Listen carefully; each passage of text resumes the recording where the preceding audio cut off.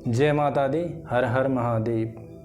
भगवान शिव के 5 मुख हैं, इसीलिए भगवान शिव को पंचानन कहा जाता है, 5 मुख वाला। और भगवान शिव के जो यह 5 मुख हैं बड़े अद्भुत हैं, बड़े दिव्य हैं। भगवान का यह पूर्ण स्वरूप है। जो परम शिव है वहाँ 5 मुख वाले हैं, पंचानन हैं। वैसे तो भगवान निर्गुण हैं, निराकार हैं, वही ब्रह्म है, किंतु वही ब्रह्म सगुण साकार बन जाता है और वही ब्रह्म सृष्टि के रूप में उत्पन्न हो जाता है अपने भक्तों के लिए तथा उसकी जो शक्तियां हैं उन शक्तियों के लिए। जब वह इच्छा करता है सृष्टि करने के लिए तो वह सगुण साकार रूप में प्रकट हो जाता है। यही 5 मुख भगवान शिव के उन शक्तियों को दर्शाते हैं। और इन 5 मुखों की जब आप शक्ति जानेंगे तो यदि इनका विज्ञान जानेंगे तो समझेंगे कि यह सारा संसार भगवान शिव से ही उत्पन्न हुआ है। भगवान इसका पालन पोषण करते हैं और अंततः यह भगवान में ही विलीन हो जाता है। तो सबसे पहले जो भगवान शिव का मुख है वह है सद्योजात। सद्योजात का अर्थ ही होता है उत्पन्न होना। तो भगवान शिव के इस मुख का तत्व है पृथ्वी और इस मुख का जो कार्य है, जो कार्य शक्ति है वह है सृष्टि करना। इस मुख के शक्ति से ही सद्योजात जो भगवान शिव का मुख है, इस मुख के शक्ति से ही यह संपूर्ण ब्रह्मांड उत्पन्न होता है। न केवल यह ब्रह्मांड जो भी उत्पन्न हो रहा है, जैसे बीज में अंकुर आता है, पशु का जन्म, चिड़िया का जन्म, मनुष्य का जन्म, जो भी प्राणी जन्म ले रहा है वह भगवान शिव के इस सद्योजात मुख से ही जन्म लेता है और इसका तत्व पृथ्वी है। तो ध्यान दीजिए, केवल हम यहाँ पर पृथ्वी की बात करते हैं तो पृथ्वी में जितने भी जन्म होते हैं, जितना भी जन्म, वैसे तो अखिल ब्रह्मांड, संपूर्ण ब्रह्मांड, किंतु इसका तत्व पृथ्वी है। तो हम यहाँ पर केवल पृथ्वी की बात करेंगे। तो पृथ्वी पर जितने भी जन्म होते हैं, जितने भी सृष्टि होती है वह सब भगवान के सद्योजात मुख की शक्ति से होती है। यह भगवान की सद्योजात मुख का कार्य है। सद्योजात मुख की शक्ति है जिससे यह संपूर्ण सृष्टि सृजन करती है। और यदि हम देखें तो इन्हीं को ब्रह्मा का स्वरूप कहा गया है। जब सद्योजात मुख से सृष्टि उत्पन्न होती है तो वह शक्ति ब्रह्मा कहलाती है। इसीलिए हम कहते हैं कि ब्रह्मा, विष्णु और रुद्र एक ही हैं। तो यह परम शिव की जो उत्पन्न करने वाली शक्ति है, यही पुराणों में अनंतर इसी को ब्रह्मा का नाम दिया गया है। दूसरा जो भगवान का मुख है वह है वामदेव मुख।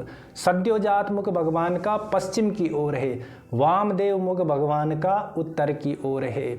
इसका जो तत्व है यह जल तत्व है और इस मुख की जो शक्ति है वह है पालन करना। आपने आमतौर पर सुना ही है कि जल ही जीवन है, जल के बिना जीवन संभव नहीं है।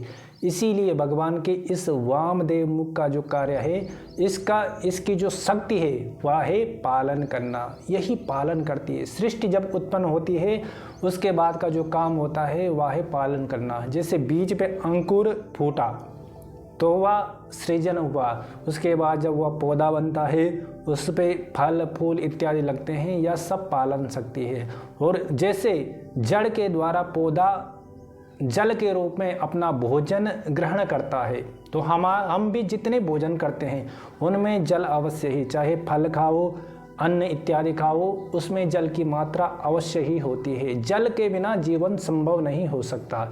इसीलिए भगवान की या वामदेव मुख की जो शक्ति है वह है पालन शक्ति और इसी को ही रूपांतरित करके विष्णु कहा जाता है। या जो पालन करता भगवान विष्णु है या भगवान परम शिव की पालन शक्ति का ही स्वरूप है। तो दूसरा जो मुख है भगवान का वह है वामदेव और इसकी जो क्रिया है, शक्ति है, वह है पालन करना। तीसरा भगवान का मुख है अघोर मुख। अघोर मुख दक्षिण दिशा की ओर रहता है और इसका जो तत्व है वह है अग्नि तत्व। इसका जो कार्य है, क्रिया शक्ति है, वह है श्रृंगार करना। इसका तत्व अग्नि है। जैसे अग्नि की लपटें बड़ी भयंकर होती हैं, उसी प्रकार से जब इस सृष्टि का संहरण करना होता है, संहार करना होता है, तो जैसे अग्नि में कुछ भी डालो तो वह भस्म कर देता, अग्नि में सब कुछ जलकर राख हो जाता है, अग्नि की यह शक्ति है। उसी तरह सब कुछ संहार रूप से भगवान शिव में ही विलीन हो जाता है।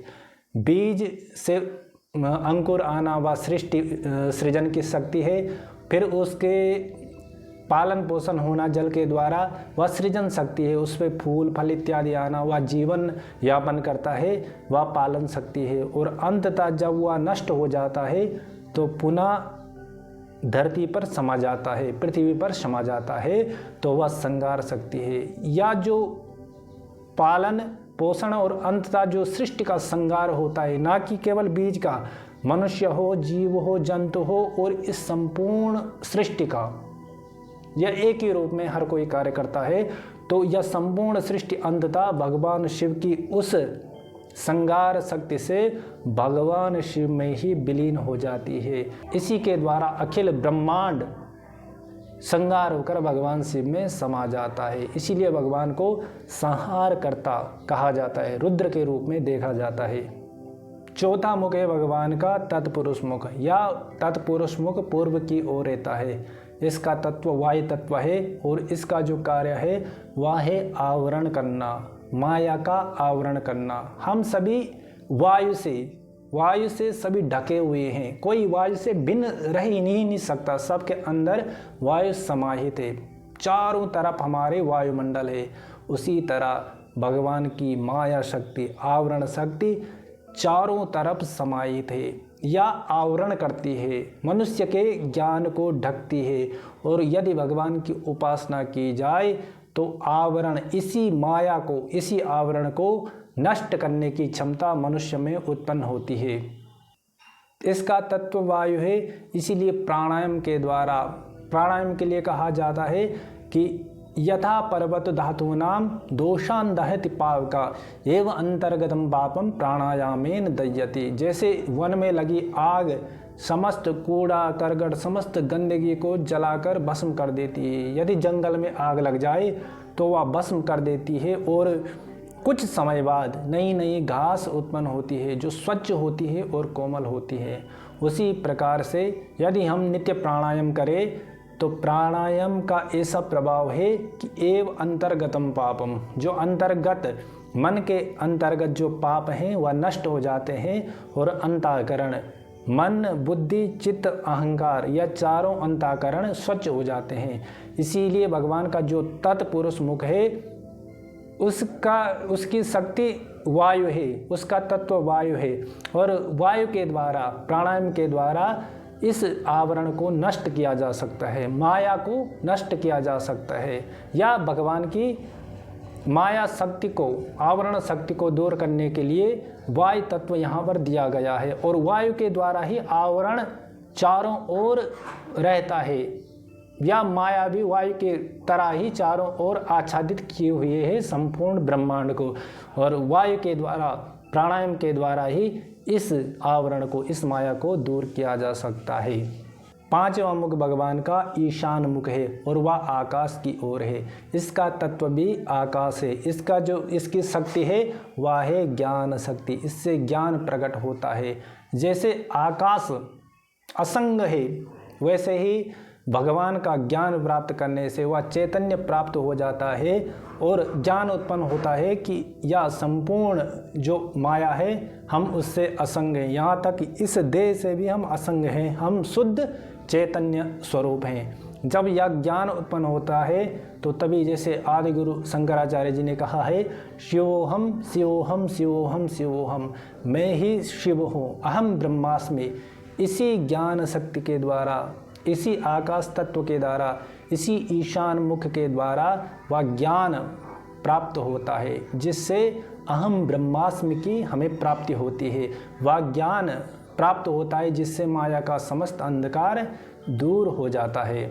इसीलिए भगवान का यह ईशान मुख ज्ञान का कारक है, यही मुक्ति का कारक है। जब ज्ञान प्राप्त होता है तो मुक्ति स्वयं ही प्राप्त हो जाती है, मुक्ति प्रकट हो जाती है। किस प्रकार से भगवान शिव के 5 मुख हैं और या 5 इनके तत्व हैं और इन तत्वों की क्रिया शक्ति है। और यदि देखें पृथ्वी, जल, अग्नि, वायु, आकाश, इन्हीं 5 महाभूतों से हमारी देह बनी है, हमारा शरीर बना है, इन्हीं 5 भूतों से यह सारा ब्रह्मांड बना है। तो यही पंचभूत भगवान के मुख से प्रकट हो जाते हैं, अर्थात यह सृष्टि कहीं और नहीं, भगवान परम शिव में ही समाहित है। इसीलिए कहते हैं सत्यम परम सुंदरम।